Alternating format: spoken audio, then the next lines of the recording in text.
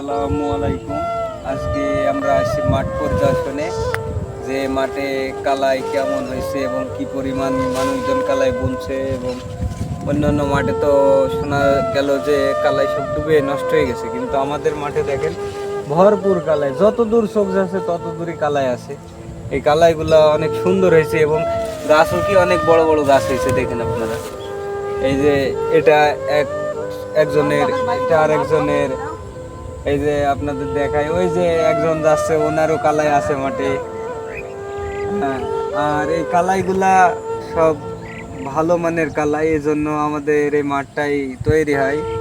এবং কি কালাইটা কালো,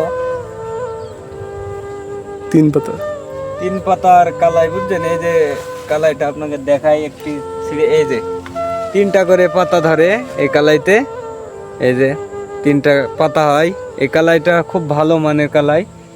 এই কালাইটা সব এলাকায় বনে না, এবং আমাদের এলাকায় বনে, এই জন্য দেখেন মাঠকে মাটি সব একই কালাই বোনা।